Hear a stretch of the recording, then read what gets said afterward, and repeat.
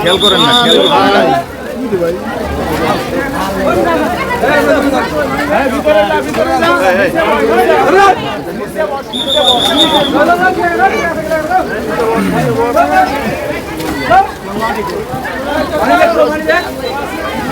টান লাগবে তো।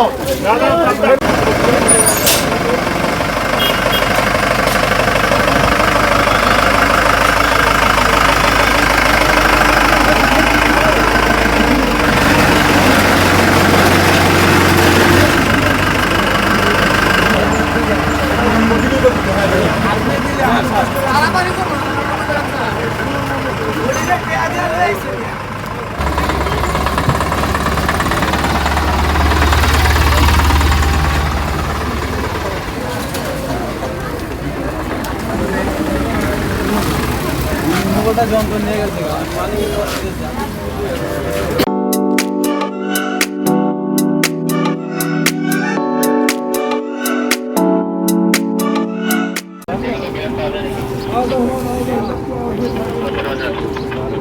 স্যার দাদা স্যার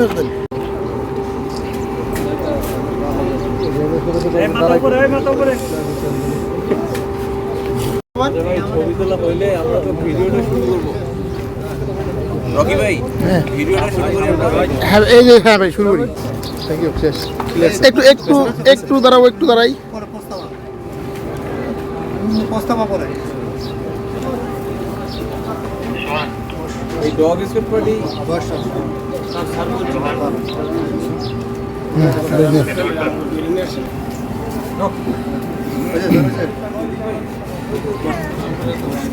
আমরা সবাই একটু পজ দেই। একটা দিছি স্যার। এই গরম চাল দিও আমাকে। গায়ের মধ্যে বন্ধ হয়ে যায়। এই শট এই একবার পিছে থাকো।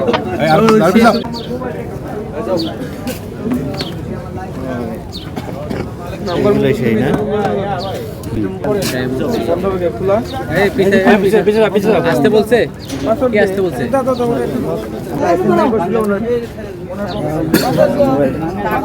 কোনটা মোবাইল জি স্যার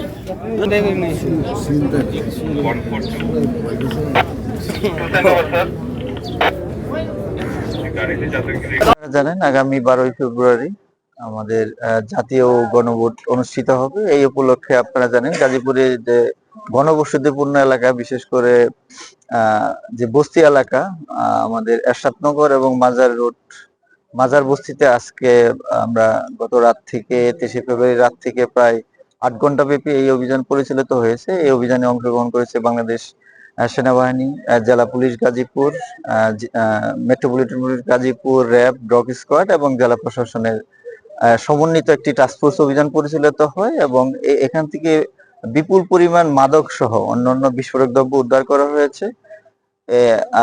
বিশৃঙ্খলাকারীরা যেন জাতীয় নির্বাচনে কোন রকম বিশৃঙ্খল পরিবেশ তৈরি করতে না পারে, সেজন্য এই অভিযান পরিচালিত হয়েছে। আপনারা দেখতে পাচ্ছেন এখানে বিপুল পরিমাণ মাদক দ্রব্য এবং বিভিন্ন আইনে তাদের মামলা হবে, রেগুলার মামলা হবে এবং জাতীয় নির্বাচনকে সুষ্ঠু এবং আইন শৃঙ্খলা স্বাভাবিক রাখতে আগামী দিনে এরকম টাস্কফোর্সের অভিযান পরিচালিত হবে। প্রায় 35 জনের মতো আমরা আটক করেছি। বেসিক্যালি এটা তাদের মোবাইল, এগুলা মামলার আলামত হিসেবে যাবে। তাদের কাছ থেকে উদ্ধার করা হয়েছে। এখন আমরা আইএমই নাম্বার ট্র্যাকিং করে দেখবো যে আসলে এইখানে ছিনতাইকারীদের কোনো মোবাইল আছে কিনা, সেগুলা জব্দ আকারে আমাদের মামলা হিসেবে আলামত হিসেবে যাবে। গাজীপুরকে আইন শৃঙ্খলা স্বাভাবিক রাখতে আমাদের এই টাস্কফোর্সের অভিযান বেসিক্যালি জাতীয় নির্বাচন এবং গণভোট 2025 কে সামনে রেখেই পরিচালিত হয়েছে এবং সামনে এই অভিযান অব্যাহত থাকবে।